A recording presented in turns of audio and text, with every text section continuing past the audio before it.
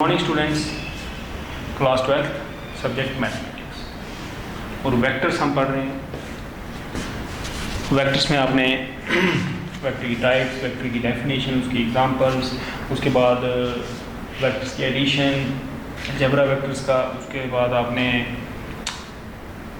Components vector के पढ़े, component form में वेक्टर कैसे लिखते हैं, कुछ बेसिक डेफिनेशन वो पढ़ी। और एक्सरसाइज 10.2 के हमने क्वेश्चन नंबर 7 तक के क्वेश्चन कर लिए थे। Question number 8,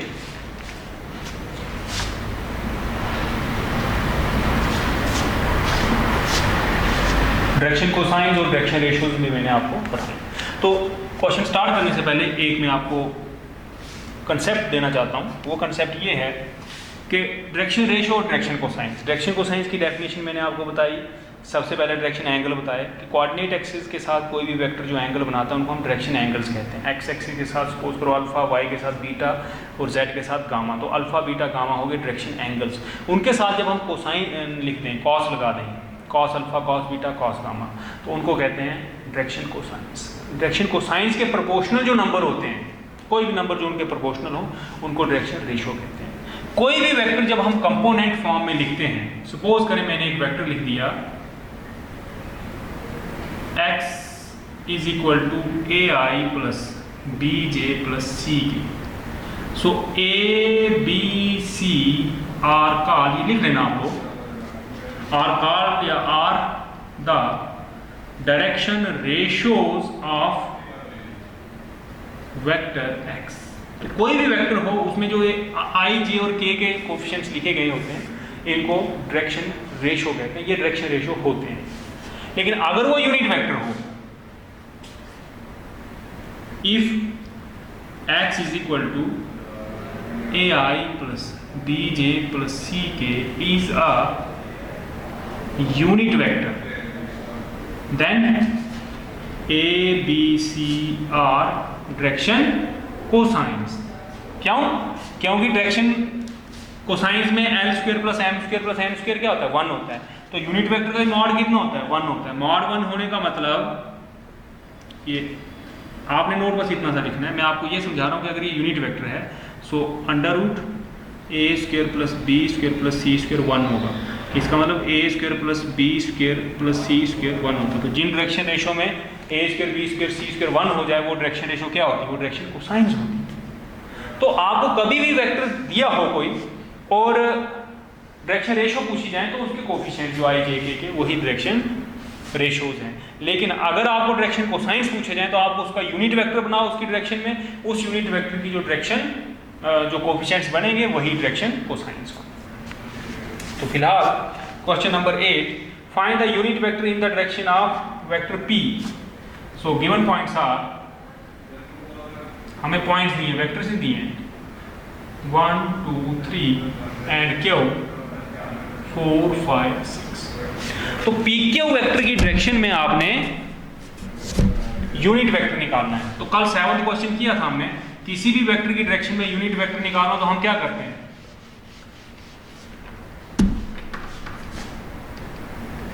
unit vector in the direction of A is equal to A upon, उसी के मैग्नीट्यूड से उस वेक्टर को आप डिवाइड कर दें। सो यहां देखें given points are P Q. So P Q vector निकालेंगे पहले, यूनिट वेक्टर बाद में बनेगा। तो पी क्यू वेक्टर हो गया O Q minus O P, means position vector of Q minus position vector of P. ये मैंने आपको वेक्टर ज्वाइनिंग 2 पॉइंट्स करके एक टॉपिक पढ़ाया था। उस टॉपिक में बताया था कि कभी वो डायग्राम ड्रा करके बताया था, ए और बी पॉइंट ये कि ए बी वेक्टर बनाना है तो वो होगा O B minus O A, position vector of B minus position vector of A. Position vector आप लोग जानते हैं, जो एक कोऑर्डिनेट्स होते हैं, इनके साथ हम आई जे के लिखते हैं। सो ओ क्यू है तो 4i plus 5j plus 6k minus i plus 2j plus 3। So this is 4i minus i, 3i, 5j minus 2j, 3j, 6k minus 3k plus 3। ये हो गया पी क्यू वेक्टर। अब यूनिट वेक्टर बनाना है तो पहले magnitude निकाल देते हैं। मैग्नीट्यूड कितना होगा, 3 स्क्वायर 3 स्क्वायर 3 स्क्वायर, वो होगा 3 टाइम्स 3 स्क्वायर, वो हो गया रूट और ये कैंसिल 3 रूट। ना unit vector in the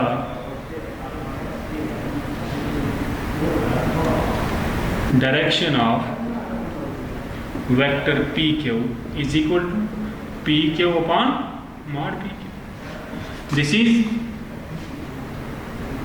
3i plus 3j plus 3k upon 3 root 3. This is 1 by root 3i plus 1 by root 3j 1 by root 3k.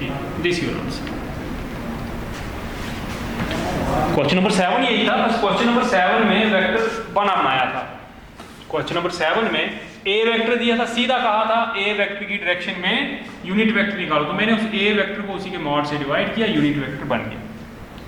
यहाँ point दिए थे तो आपने पहले कंसेप्ट यूज करके 2 पॉइंट्स फॉर्म का कंसेप्ट यूज करके वेक्टर फाइंड किया, फिर उसका मैग्नीट्यूड निकाल के आपने उसे डिवाइड किया तो यूनिट वेक्टर बन गया।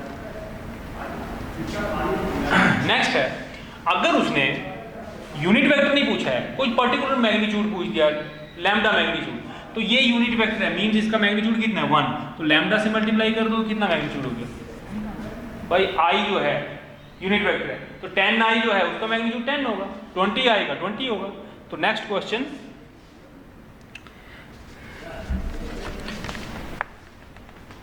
क्वेश्चन नंबर 10, 9 में इसके बाद कराता हूं। 10 में क्या है, find unit vector in the direction of vector, क्योंकि सेम कंसेप्ट चल रहा है तो वो क्वेश्चन कर लेना चाहिए। 7th 8th और 10th क्वेश्चन सेम कंसेप्ट के।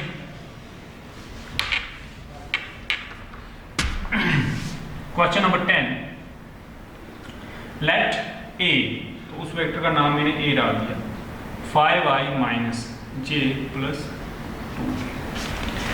तो हमें 8 मैग्नीट्यूड का वेक्टर निकालना है, तो सबसे पहले मॉड ए कितना आ जाएगा, under root 5 square minus 1 square plus 2, this is 25 plus 1 plus 4, this is root. Now, vector of magnitude 8 in the direction of vector A is equal to 8a upon mod A. This is 8, 5i minus j plus 2k upon under root. This is 40 by root 30i, 8 by root 30j, 16 by root 30k. This here.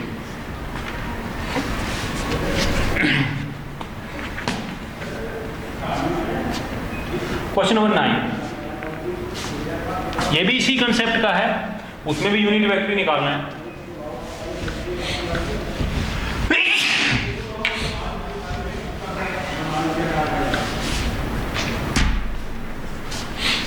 Question number 9, given A is equal to 2i minus j plus 2k, B is equal to minus I plus j minus k। तो A plus B की direction में unit vector निकालना है, तो सबसे पहले therefore A plus B is equal to 2i minus I minus 0j plus k, so this is I plus k. This implies mod AB under root 1 square plus 1 square, that is root 2. Now unit vector in the direction of a plus b is equal to a plus b upon mod a plus b. This is I plus j upon root 2. So 1 by root 2 I plus 1 by root 2 j.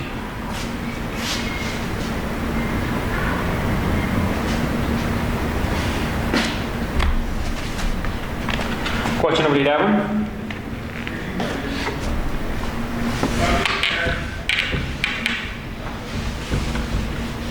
Vector collinear show करने हैं। सो मैंने आपको एक concept बताया, आप इनके direction ratio proportional हो उससे भी कर सकते हैं। दूसरा तरीका ये है कि अगर a is equal to lambda b और b is equal to lambda a हो, उससे भी आप प्रूव कर सकते हैं। सो क्वेश्चन 11 गिवन ए या गिवन की जगह लेट लिख, तो नाम इन्होंने नहीं डाले, हम नाम डाल देते हैं। Let A is equal 2i minus 3j plus 4k and b is equal to minus 4i plus 6j minus 8। अब इनको कोलिनियर प्रूव करना है। कोलिनियर प्रूव करना है तो एक काम करते हैं। Now b is equal to minus 2 common निकाल दो, so 2i minus 3j plus 4. This implies b is equal to minus 2a. Therefore, a and b are collinear vectors. दूसरा ये भी होता है a1 upon a2, b1 upon b2, c1 upon c2, वो भी अगर प्रोपोर्शनल आए, इक्वल आए, सारी रेशो इक्वल आने का मतलब इनके कोएफिशिएंट प्रोपोर्शनल है, तो उससे भी हम कोलिनियर वेक्टर्स या पैरेलल वेक्टर्स प्रूव कर सकते हैं।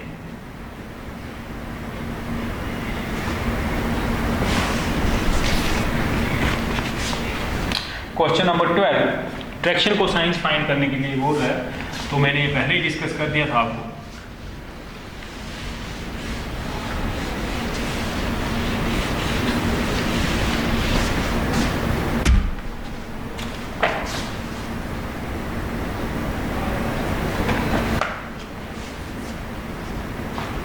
Question number 12. Let a is equal to I plus 2j plus 3k. एक तरीका तो ये कि आप यूनिट वेक्टर फाइंड कर दो, तो वो होता है दिस इम्प्लाई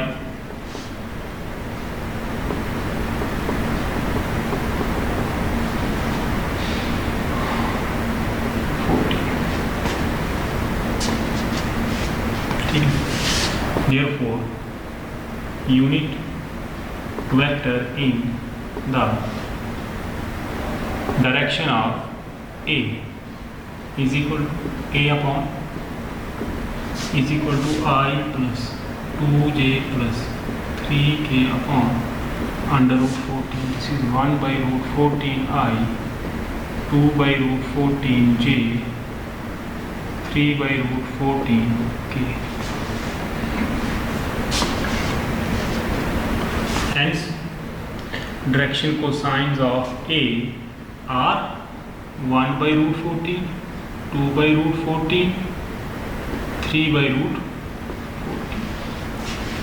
दूसरा तरीका जो है, अभी 3D में भी आपको मैं पढ़ाऊंगा डायरेक्शन कोसाइंस डायरेक्शन रेशियो, वहाँ भी ये चीज़ आप पढ़ोगे।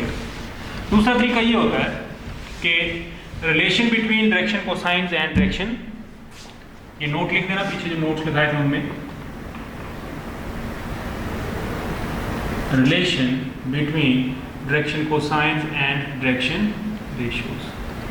So L होता है a upon under root a square plus b square plus c square, b upon under root a square, 3D में इसका प्रूफ भी करके दूंगा मैं आपको, और n होता है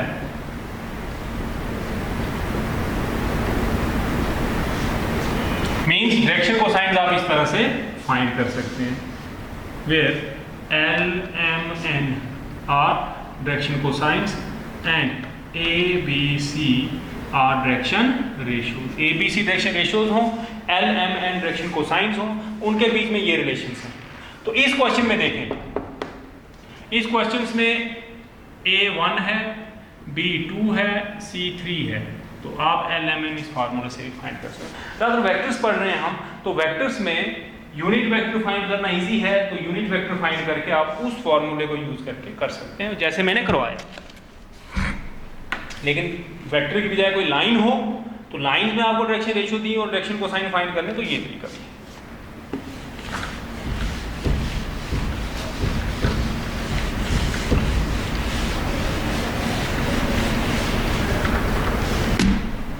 नेक्स्ट क्वेश्चन नंबर 13 आप खुद करेंगे। पॉइंट ए भी दिया है, बी भी दिया, तो डायरेक्शन कोसाइन फाइंड करनी है एपी की।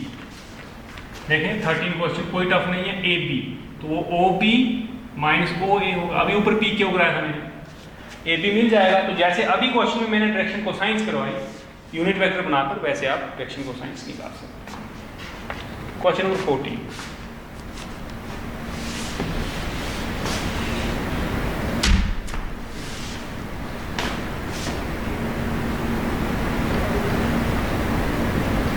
let A is equal to I plus J plus K। ये कह रहा है कि ये x axis, y axis, z axis के साथ इक्वली इंक्लाइन है, मींस इसके डायरेक्शन एंगल तीनों इक्वल है। तो सबसे पहले मॉड ए निकालते हैं, क्योंकि मैं इसके डायरेक्शन को साइन निकालना चाहता हूं। Root therefore unit vector in the direction of A is equal to A upon mod A। this is I j k upon root, so 1 by root 3 I 1 by root 3 j plus 1 by root 3 k। This implies direction cosines of A are L is equal to 1 by, इकट्ठे लिख दो तीनों, 1 by root 3, 1 by root 3, 1 by root 3।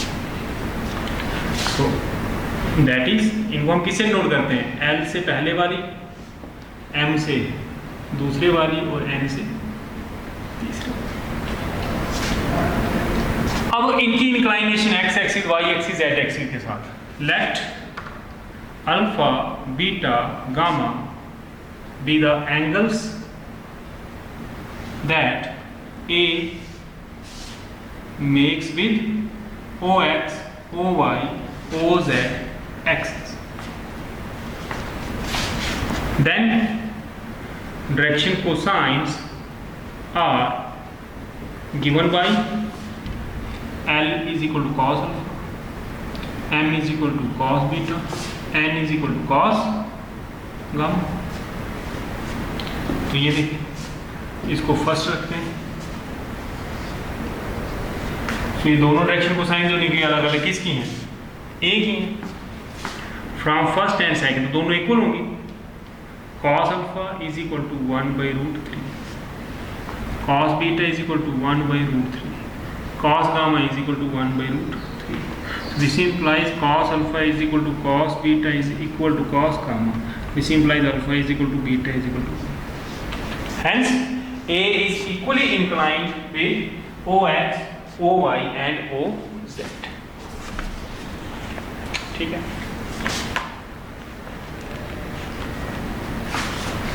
उसके बाद last topic हमारा जो हमने पढ़ा, सेक्शन फार्मूला पढ़ा था वेक्टर्स के लिए। सो उस पर बेस्ड एक क्वेश्चन है, तो आपकी एक्सरसाइज खत्म। मल्टीपल चॉइस इसके जो है वो triangle law of vector addition पर बेस्ड है। क्वेश्चन नंबर 15, देखें, find the position vector of R which divide the line joining P Q। तो इस तरह से P और Q है, इसका पोजीशन वेक्टर हो गया OQ, इसका हो गया OP। तो यहाँ पर कोई पॉइंट है R जो इसको 2:1 रेशियो में डिवाइड कर रहा है। तो हमने पोजीशन वेक्टर गिवन है, देखें गिवन OP वो है I 2j - k and OQ वो है minus I plus J plus के। ठीक है, given R divides P Q internally in the ratio 2:1. Therefore, OR means position vector of R is equal to 2 OQ plus 1 OR. दूसरा part जो है वो external division है, ये इंटरनली है, वो एक्सटर्नली होगा तो यहाँ माइनस कर देना है बस, और कोई चीज नहीं। तो this is 2 times minus I plus J plus K plus 1 times OP I plus 2J I plus 2J minus K upon 3. So this is minus 2I plus 2J plus 2K plus I plus 2J minus K upon 3. So this is minus 2I minus I 2J plus 4J plus K upon 3. This is your answer. तो दूसरा जो है external division वाले में minus है, वो आप खुद कर लेना और चेक कर लेना कहीं मैंने कैलकुलेशन में गलती ना की हो, छोटी मोटी मल्टीप्लिकेशन में। क्वेश्चन नंबर 16 जो है उसमें आपको पी और क्यू पॉइंट दिए हैं, तो पॉइंट से आप पोजीशन वेक्टर निकालेंगे, वो पी और क्यू आगे सेम करना है, वहाँ मिड पॉइंट निकालना है। तो मिड पॉइंट का पोजीशन वेक्टर सीधा होता है OP plus OQ divide by 2। Mid point में सिंपली हम ऐड करें। क्वेश्चन नंबर 17 जो है उसमें एक ट्राइंगल की वर्टिसेस दी हुई है।